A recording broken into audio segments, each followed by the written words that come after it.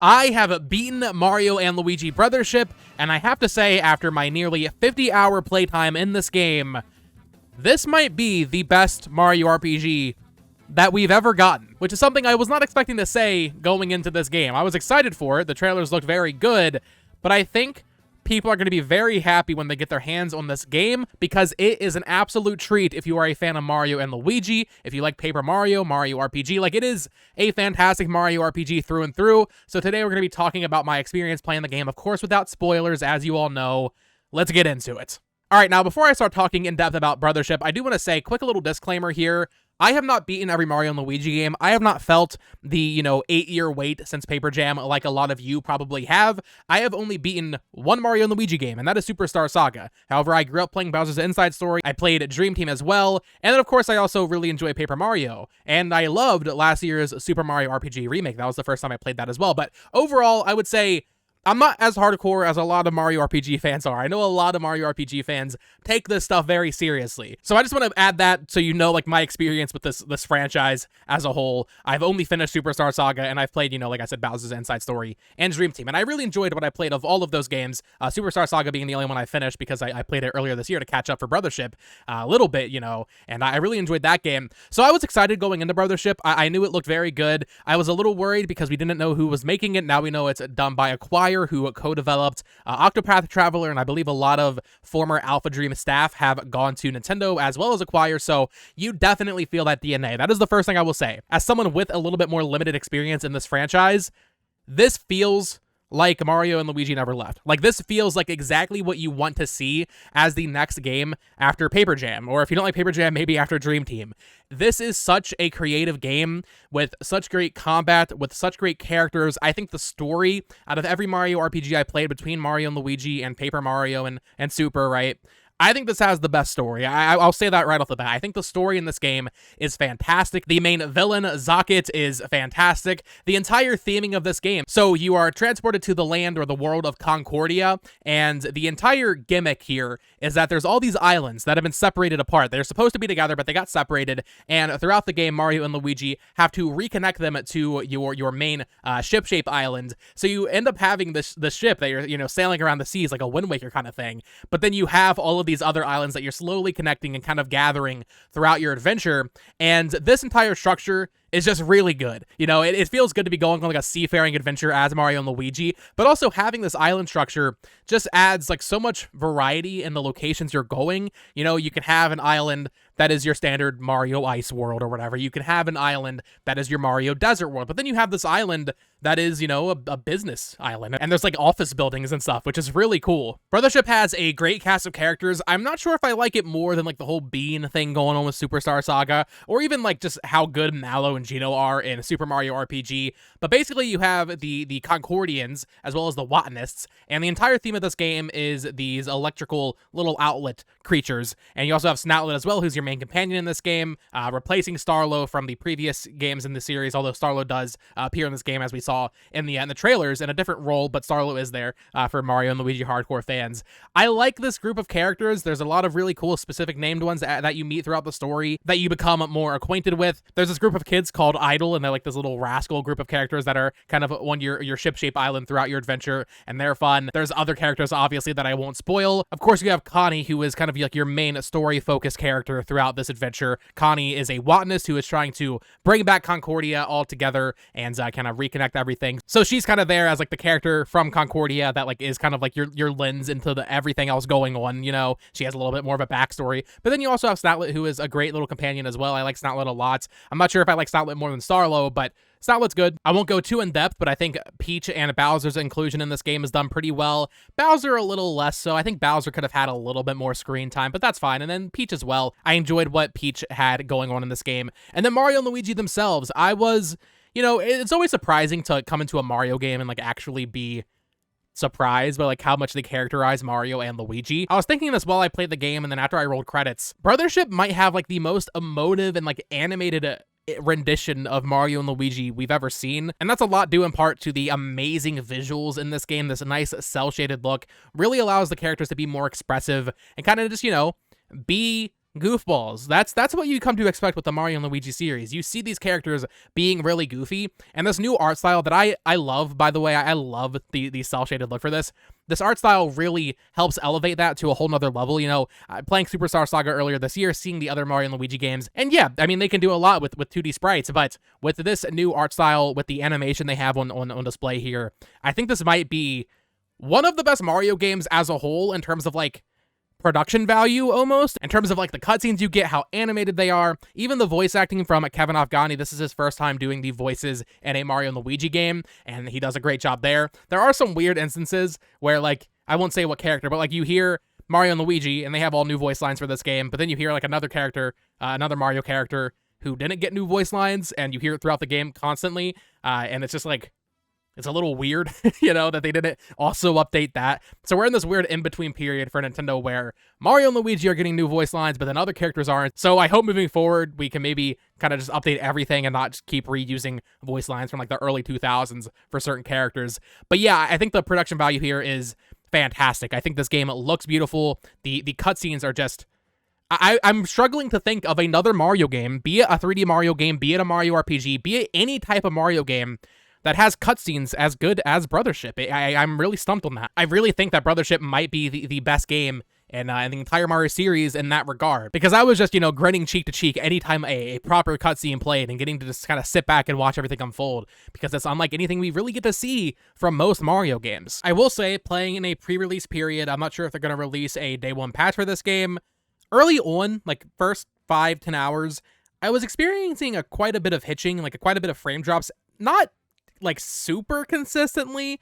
It was usually when I was just exploring the overworld, not during combat, which is where it would really matter. So, I mean, that's a good thing right there. But towards the end of the game, I stopped noticing it. Maybe my Switch updated without me realizing, but when I started the game, there were frame drops and it was noticeable, but by the end of the game, I wasn't, maybe I just had gotten used to it, but I stopped noticing it or caring at that point. This game doesn't have the most consistent frame rates overall, I would say, but that's also kind of what you expect from a Switch game in 2024, you know? I mentioned how goofy the Mario Bros are in this game, and usually for the Mario and Luigi series, they always kind of just downplay Luigi. I guess that's kind of the case for the entire franchise, but usually Luigi is kind of used as like a punching bag or like for specifically just comedic effect, and they still do that, right? Like they're still using Luigi. You know, when you launch into an island for the first time, Mario has this perfect landing, and Luigi almost always falls flat on his face in some new way for each island, which is really fun.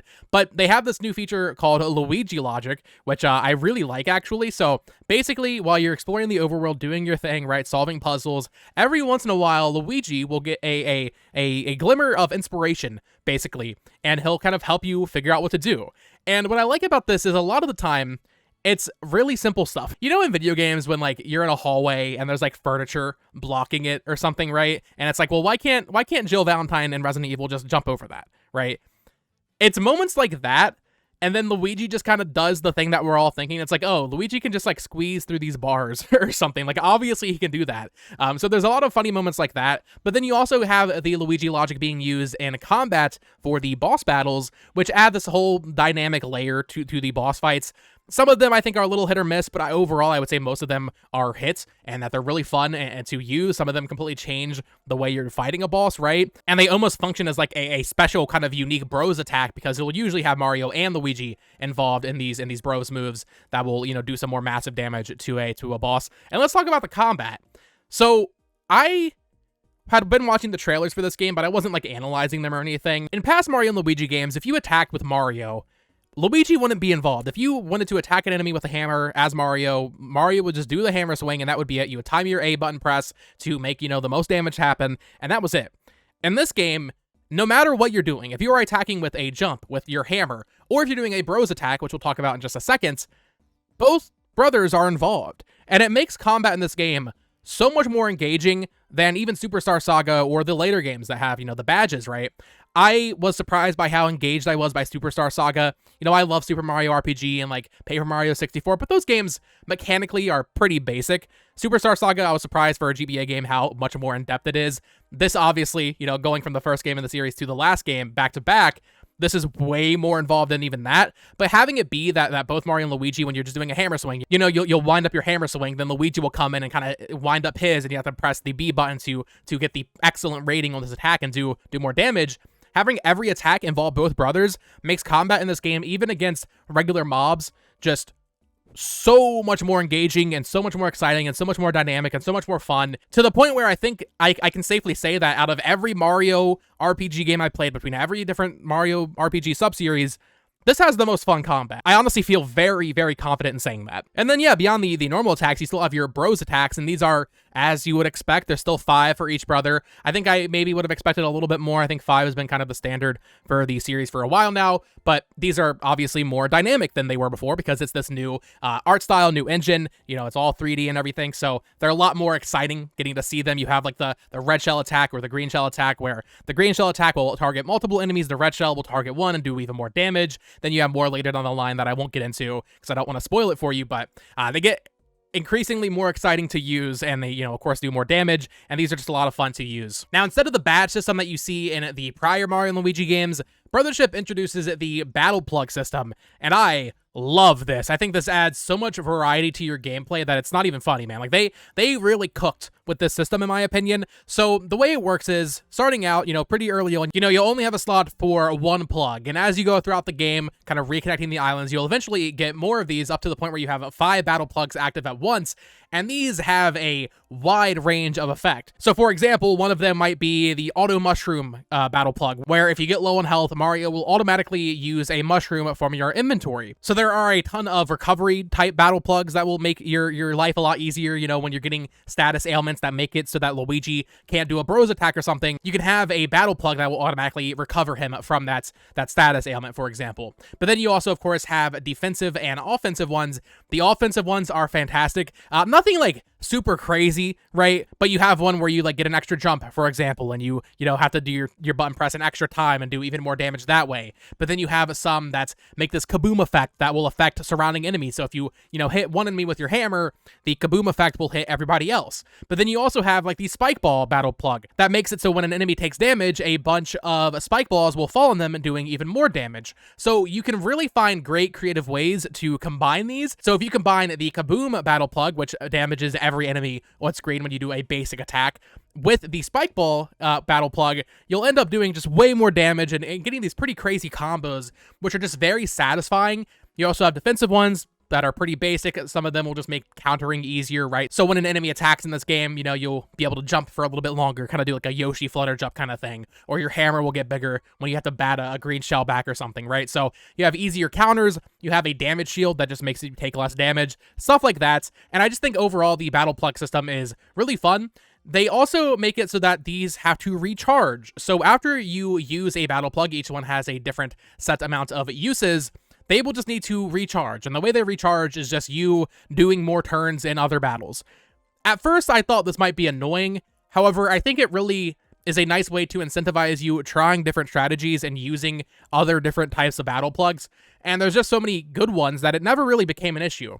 There's one that I love that makes it so that your bros attacks do, I think, 20% more damage, but they also cost double the BP, the bros points. I like getting through battles very quickly, so, having that one, doing my bros attacks and being able to one-shot enemies, even if it costs more BP, is a lot of fun. But then, that eventually will need to recharge, so I'll try out a different strategy, and it just makes the entire gameplay loop of even just fighting regular enemies a lot of fun. It also adds a little bit more strategy when you go into a boss fight. Maybe you want to go grind out some other enemies on another island real quick to make sure all your badges that you want for the boss fight are charged, right? I think the battle plug system is awesome, and then once you get to the end of the game, when you have 5 active at once, you can do some pretty cool combo stuff with all of the different effects. I really enjoy the battle plug system in this game. In the past Mario and Luigi games, every time you rank up, you'll get some bonus experience that you can put into any stat that you want. So your luck or your stash, your HP, your defense, your attack, that kind of thing.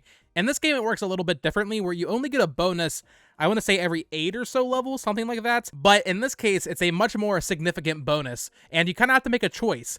This is one thing that I wish there was an option, like once you beat the game or whatever, to really go back and get all of the bonuses and really max out your characters. But you kind of have to make some serious decisions. You have to plan early on what kind of build you want to go for each character. For Luigi, I immediately picked the stash up bonus, which made it so that every time Luigi leveled up from that point, he got bonus stat points added to stash, which increases your luck, which makes your attacks do more damage when you get a lucky hit, right? But there are a ton of different options. Some of them literally just just make your attacks do 20% more damage. Some of them will make you take less damage from enemies. There are other stat-focused ones that make it so your HP will increase more every time you level up. Defense will go up every time you level up, that kind of thing. I actually prefer this. It makes each rank up bonus feel a little bit more substantial, and it kind of makes you, have to really plan out your build. Like I said, I wish there was a way to get all of them by the end, all of these bonuses, but I get why there isn't. Also, some of these when it really makes sense to get later on in the game. But yeah, I actually really like this change to the leveling up system. Not getting too much into the story here because I want you to all experience that for yourself. I do want to talk about side quests though. So I obviously have limited experience with the later games in the Mario and Luigi series. I know the earlier games are a lot shorter. The later games like Dream Team and Paper Jam get a lot longer. Brothership is definitely on that side of the fence. I think this is probably the longest game, or at the very least, it is definitely up there with Dream Team in terms of length. This game has a surprising amount of side quests that I was not expecting. There's a lot of side quests in this game to the point where it frankly got a little overwhelming because they tell you very early on, like, hey, some of these side quests are missable. In fact, most of the side quests in this game are missable. Now, I want to be very clear here. They make it very clear that the side quests are going to expire. You have to just not do them to miss them. However, I always struggle with games where it says, hey, you can miss side content, because it activates something in my brain where I'm just like, oh no, I have to go do the side quest. Sometimes I prefer when I can just blitz the story or whatever, see the story through all the way through, and then go back and do side quests. That is not the case in this game. You have to do the side quests as they pop up throughout the game, and I don't love that structure as a whole. However, the side quests are very good. They are quality side quests that really give you more time with characters like Connie, Technicky. Basically, every named character in this game has their own little side quest thing going on that really adds more depth to their character, and honestly, like, it could have just been part of the main story. If they wanted to make this a 60-hour Mario game, they could have done that by making all of these side quests part of the main story, and I wouldn't have really batted an eye. I mean, I think that's how quality these side quests are. I did not do all of them. I probably did about half, maybe even closer to 1/3 of them. I wish I had more time to just actually, play through this game 100% and just do every possible thing. But yeah, I did probably about half of the side content that there is, because eventually I wanted to see through the main story. The main story was getting really good. I wanted to keep progressing, see new islands, and they just kept throwing side quests at me. So that's not a negative. I'm saying it in a negative light because I was overwhelmed with content, but for most people, that's not going to be a negative. As someone who plays a lot of games and tries to keep up with a lot of new releases, the length of this game, I think Mario RPGs should be shorter, I think most games should be shorter, but I think Mario RPGs especially should just be shorter. Even though the quality is there, I feel like this would be a tighter experience if they made it like 25 hours. I think it took me about 40 hours to beat the game. That's a long time for a Mario RPG. That's, teetering on like Square Enix RPG length. And for me, even though I really enjoy Brothership, I think I would enjoy it more if it was a tighter 25-hour game. Not because I get tired of the story or the characters or the combat. I think the combat stayed fresh throughout the entire experience. I just got other things to do, man. But I know that's very subjective, and that's totally something that really only applies to probably people that do YouTube or review games for a living, where we want to play so many games that it gets a bit much when these games last so long. But, I look at Super Mario RPG Remake last year, and I adored that game, and that took me about, maybe 15, 20 hours to 100%, the perfect length. Same thing with Superstar Saga earlier this year. Love that game. Such a short experience. I think Brothership, while it stays quality throughout, there is one section of the game that I feel like could have just been removed. So the way the map is split up, you're on your ship-shaped island, and you're kind of going through all these different water currents and going and discovering islands. There's basically 5 separated seas that you go through, and these are obviously, gated by story progression. The 3rd sea in this game, it's not bad. However, it kind of just feels like it didn't need to be there, because everything before it is really great, like story-wise. You're learning about this world and characters, and then everything after it is fantastic. Once you get to the 4th sea, the pacing of this game picks up so much and doesn't really ever end, to the point where, I was shocked by how long the game kept going. I thought I was going to be done the game, and it went on for another 10, 15 hours. I was flabbergasted there. But the 3rd sea specifically, while still really high quality, I just feel like not much of value would be lost if that was removed from the game, and then it would have been a shorter, tighter experience. But that is very subjective. I know most people like their games to be as long as possible so they get the most bang for their buck. So I know that's not going to, resonate with most people watching this video probably. But yeah, I think that there is a section in this game that probably could have just almost been removed entirely. I know a lot of people are worried about the soundtrack for this game because Yoko Shimomura did not return to compose the soundtrack for this one after doing, I think, all of the other Mario and Luigi games. This time we had Hideki Sakamoto composing the soundtrack, and I don't know if it's as good as the other games. In fact, I would probably say it's lesser than those iconic soundtracks from the other games in the series. Maybe it needs more time to just kind of sit with me, and maybe I'll feel as strongly about it 10 years from now as I do about Superstar Saga and Bowser's Inside Story.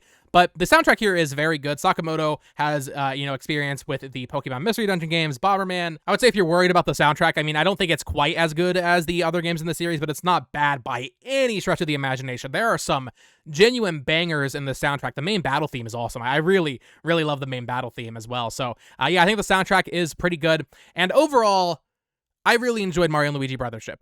I really don't have any negative thoughts about it, other than that I feel like it went on a little too long, not because the game dropped in quality at any point, just because I have a lot of games I want to get to, and this one took up a lot of my time. But I think for most people that's not going to be a negative thing. So Mario and Luigi Brothership, as it stands, I need a couple weeks to sit with it and really search my feelings about this game. Between the story, between the gameplay, the presentation, the aesthetic, the music, the characters, every aspect of this game is really fantastic.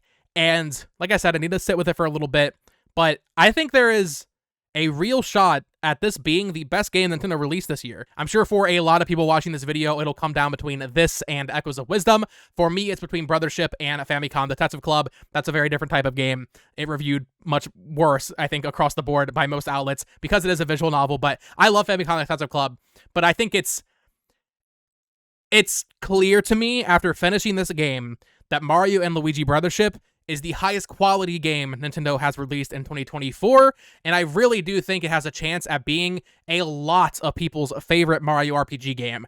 I'm not sure if it's my favorite just yet. I need to sit with it for a little bit. I love Super Mario RPG because I love Mallow. I also think that was just a nice, tight experience, 15, 20 hours. Really just a great time with that game. But it's honestly kind of hard right now to just actually rank it against the other games. But I do think, 5 years from now, Brothership is going to be talked about in a similar light to Bowser's Inside Story. I think it is that good of a video game. I really do. So I would love to hear what you guys think down in the comments below. Are you excited for Mario and Luigi Brothership releasing on November 7th? I'm sure a lot of you are. I'm sure a lot of you have already played the game. I did have my physical copy here, so I did not do no dastardly business with a with the Switch emulator. But let me know your thoughts in the comments down below. Are you excited? Are you picking it up on release day? And of course, subscribe here for more Nintendo Switch reviews, coverage, collecting content, all that fun stuff. Follow me on Twitter at BotoxGames. Check out my other YouTube channel at BotoxGames as well for Nintendo news coverage. And until next time, folks, peace.